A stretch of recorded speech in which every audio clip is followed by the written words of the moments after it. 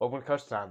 The day is November 13th, 2025, and the Michigan State Spartans just beat the San Jose State Spartans 79-60. MSU won a blowout game where they led from the very beginning until the very end. They won by dominating the rebounding glass. They won the rebounding battle 45 to 26, and this was mostly thanks to senior Jackson Kohler, who ended up grabbing 18 rebounds on the night. There was lots to like in that tonight about the Michigan State Spartans. They dominated the first half. They won 46 to 23. If you can keep any single team under 30 points in a single half, that's good. No matter who you're playing, even if it is San Jose State. And a lot of that was to do because for 5.5 minutes to start the game, San Jose State was stuck, deadlocked at 2 points, only 2 points.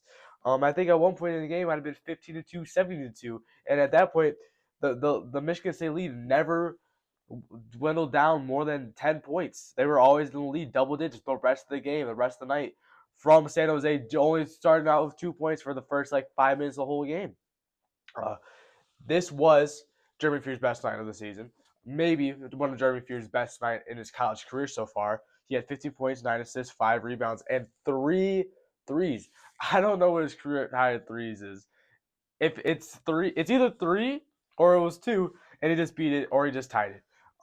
This was a really good true night. It wasn't even like he shot a lot of threes. He shot 5, which is a lot for Jeremy Fears. Jeremy Fears is usually quite calm, quite lenient on shooting threes since he's not usually known as a shooter. But today he let them fly. Once he saw the first one go, and he shot a couple more, and he made 2 more. A very good outing from him, especially coming off the Arkansas game where he didn't make a single field goal. Now that's not saying Jeremy Pierce had a bad game overall because he still impacted the game playmaking and defensively that game. But today he was probably the leading offense, wasn't the leading scorer, but offensively, totally wise from playmaking, from shot making, from floor spacing, he was the leader tonight, and he should be because he is our leading point guard. He is the floor general that the Michigan State Spartans need to have night in and night out to win. Jackson Kohler, again, had an amazing game. Like I said, he had the 18 rebounds. Also had 17 points. He had 2 blocks, and he made a three. He didn't shoot great from three, but he still made a three, which he didn't do against on Saturday night against Arkansas. Jackson Kohler is just a dog.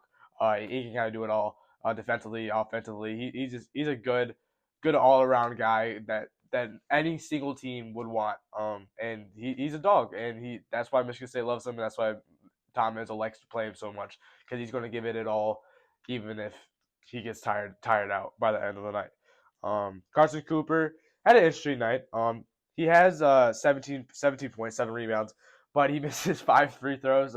He could have had a lot more points. He could have definitely had a 20-point night game, which for Carson Cooper is amazing because very rarely you see a high scoring output from Carson Cooper. I mean, 17 points is still pretty high for Carson Cooper. But he was he was fine defensively, but against San Jose State and some of their big kind of foul trouble, especially number 99 on their team. So it was just like he just gotta make the free throws. He's gotta be better. He was 5 for 10 tonight, and if he's like at 60%, 70%, that's an extra point or two a whole game. And coming down to close wire games that we saw of Arkansas, a point or two matters deeply. That doesn't matter tonight. We won by 19, but still, it would have been nice to at least have a couple more of those shots, a couple more seen in, get some more confidence for him going forward. There was some bad tonight. Trey Fort didn't get the start again, like he did against Arkansas on Saturday night. He had 2 points. He was 1 for 6 from the field. He was 0 for 5 from three, and he only played 16 minutes total. He got benched. Just put it gently. He got benched. Um, he just wasn't good. He was forcing. He was trying to get his shot down, and if he's not hitting, he's not hitting, and he's not a good enough defender to make up for it. So he gets benched. Same thing with Kurting. They're both streaky shooters. If one of them's on, he'll play a lot, and if one of them's off, they won't play a lot. If both of them are off, they just won't play, and we'll play Jordan Scott or Divine, and because Divine has more trust with Tom Izzo just because of his playmaking and defensive ability that Kurting and Trey Ford lack right now. Trey Ford needs to be better because he was probably our biggest transfer that is healthy. Caleb Glenn was our biggest transfer, but Caleb Glenn's out for the season, so Trey Ford now becomes the biggest transfer, and he's supposed to be the starting, he's supposed to be a very good offensive player, very good shooter. And if you go 0 for 5 for a night from three, that's going to hurt the Michigan State offense. It's going to hurt the floor spacing, and that's just going to hurt his playing time. I don't want it to be like a Frankie Fiddler situation where he starts out the season and then starting lineup group and then gets benched because he can't make a 3-pointer anymore. Like we saw Frankie Fiddler, who was supposed to come in and be this good stretch guy, make a 3-pointer and just kind of forgot how to shoot. If that happens to Trey Ford really won't have much playing time on this team because he struggles as a defender, and that's so important at that guard position, especially for the Michigan State Spartan scheme that we usually play. The whole team altogether was 6 for 25 from three.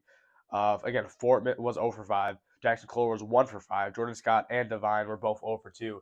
And then Jeremy Pierce was 3 for 5, but 3 for 5 is fine. And Kurt Tank was 2 for 5, 2 for 5 is fine. They just need to be better.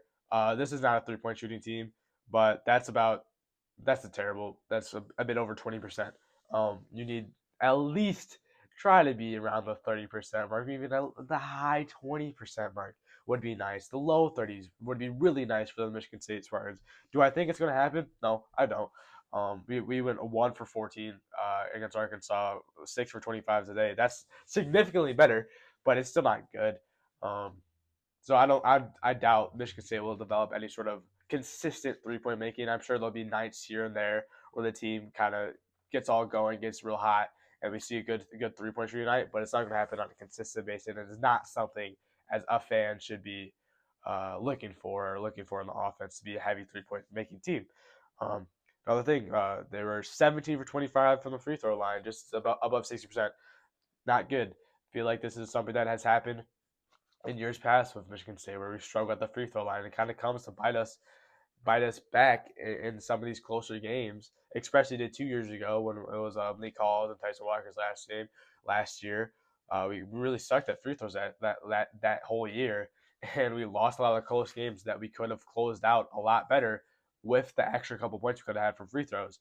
Again, it doesn't matter tonight. We won by 19, but again, when it gets to the nitty-gritty games, when it gets to the close games that Michigan State will have to play, making free throws becomes important. It becomes you can't lose those free points.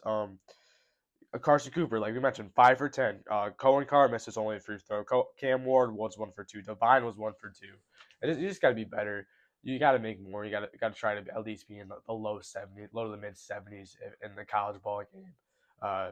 To just really give yourself a lot better chance at winning the game. Because if not, you're just putting yourself in a hole that you don't need to be. Next game is Tuesday.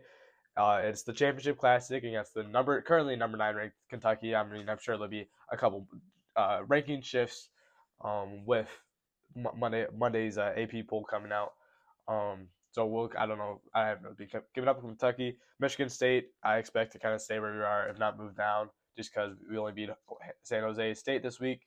We should have moved down, but that's the way people work, and it's stupid. And it's week 2, so it doesn't really matter right now. AP poll, Ken Palm rankings, all those kinds of jazz don't really matter till the end of like January. When true games have been played and there's been a huge sample size. I mean, this is game 3 of the whole season. So you can't really build stats, you can't really build predictions off anything right now. It's still very speculative part of the season. So hopefully Michigan State can win that game. It will be hopefully a very close game, very competitive game. There's 2 top-ranked teams, 2 legendary programs in college basketball. So hopefully Michigan State can win, and then thank you for watching.